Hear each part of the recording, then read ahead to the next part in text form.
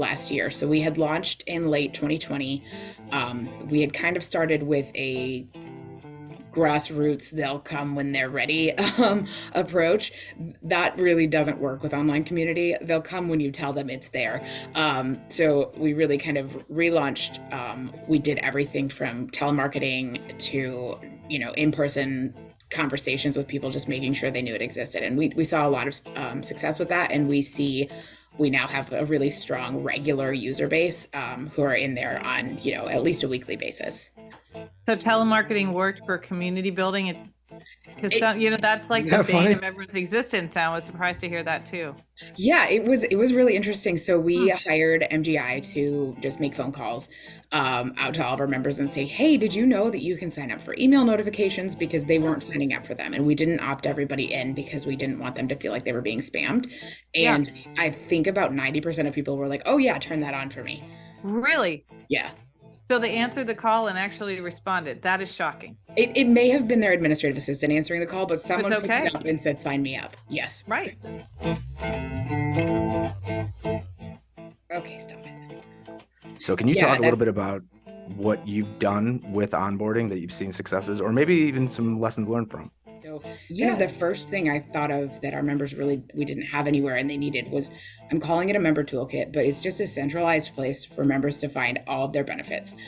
We hear, oh, your website is hard to navigate, but somebody else will say your website is super easy to navigate. If you just give them one page where they can find everything they need, it really makes it super easy for them to actually utilize the benefits that the organization is working so hard to create. As far as onboarding goes, I think it's really important to make sure you're welcoming people.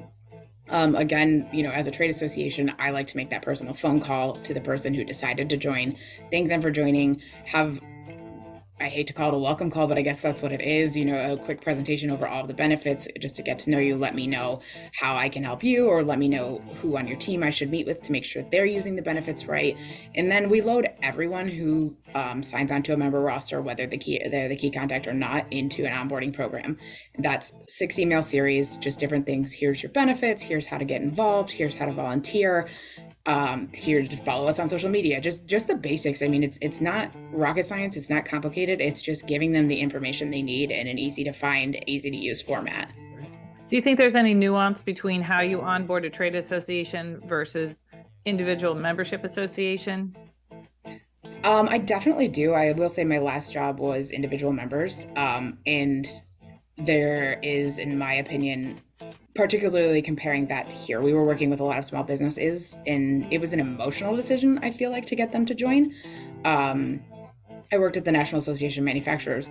That was maybe an emotional decision too, but the appeal there was about advocacy and the issues that we were working on. Whereas at my last job, the National Association for Catering and Events, it was small businesses. They were putting basically their own paycheck into the membership. So getting their buy-in was much harder. Now we're working with universities. There has to be a value proposition still, but the sale is less. They're almost less invested in the membership, just because it's not their money. That's interesting. The thing about community I find fascinating is I do think that some professional societies are more successful because it's coming out of the individual's pocket. So kind of like the dichotomy between the trade association and the professional society you were working at. Does the organization pay for the individual's membership, or does the individual get flow-down benefits from the organization's membership? And is there a trend there and how engaged individuals are? I can tell you right now, I'm a member of ASAE and some other associations, and I pay out of my pocket. Well, it's my company, but still paid for, right? As for individual memberships. And because of that, it's the only reason that I don't unsubscribe from all the notifications, because I feel like I invest money in this. So I should, at minimum, look at it every day, even if I don't plan on being very active. And I will say, so I started at NACUFS in 2020. So it was the middle of the pandemic, and we were kind of maybe going through an identity crisis is the best way to put it. We all did. It's okay. Yeah. We were really dependent on our events. People joined us to be at our trade shows. They joined us to be at that event and to see each other in person. So when we had to go completely virtual, it kind of threw us into a tailspin into how are we going to drive member value. So in my previous position, I spent a lot of time taking our programming and turning it into virtual programs from what used to be in-person events and making them virtual. So I think a lot of lessons learned came out of that on how to show that year-round value virtually, whether it's with the community, which we launched during the pandemic, or with these online courses, which we launched during the pandemic. And these are things that will stick around. But as far as making sure people are seeing that and getting that, I think it's all about kind of getting the message out, engaging with them on a regular basis, not just saying, oh, your renewal's due, here's your invoice. It's about getting in front of them, 6 months ahead of time, not even talking about the invoice, but talking about, hey, are you seeing value? Can I help you find what would give you that value? Did you download this new item we just came out with? That sort of thing. So just really staying in touch.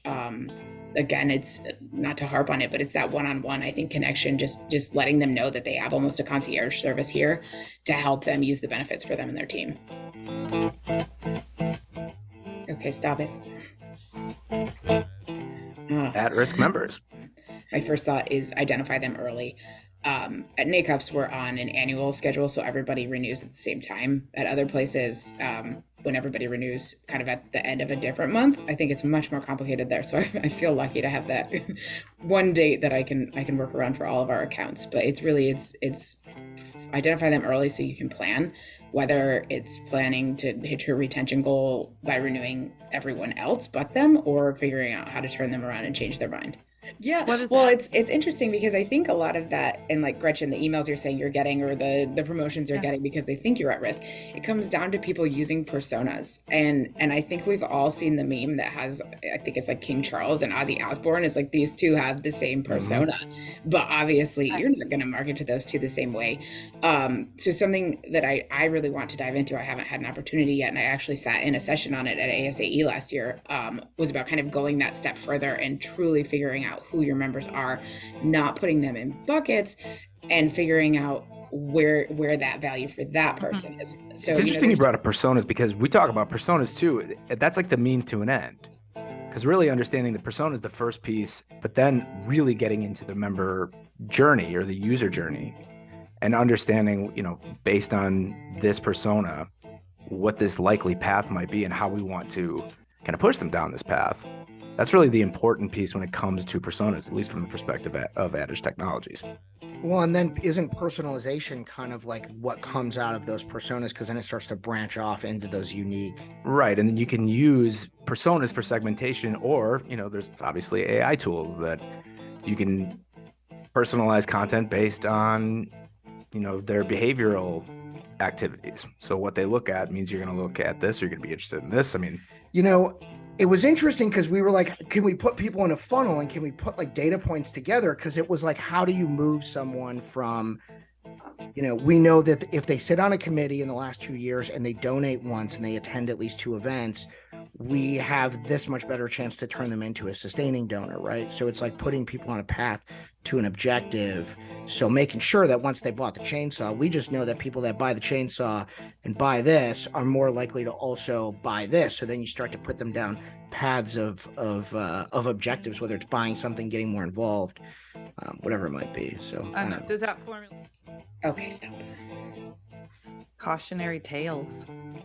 The best thing I can come up with, and again, Ben, I'm sorry, you're like intimately familiar with this tale, but our technology, like they just didn't have it aligned and working together in ways that really made people's jobs really, really difficult.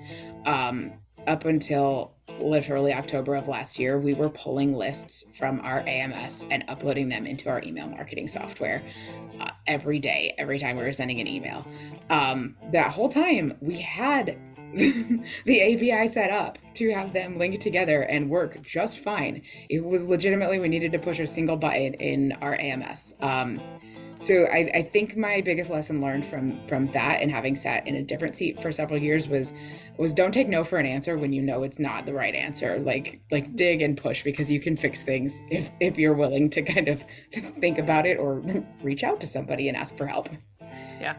Yeah. But that's what you forget. Like you get caught up in your day to day and you just you know, you just work around it, and people are hard workers and they make it happen. I mean, that's advice that I give our clients all the time, is at least once a year, get your vendors together and talk about what the goals are of your organization and where you're struggling. And that's also where vendors are like, well, yeah, you have that, but you weren't ready to hear it, or, you know, you were busy with something else, or somebody left. So that's another good reminder. Just ask, you know, what cool stuff am I not using, vendor?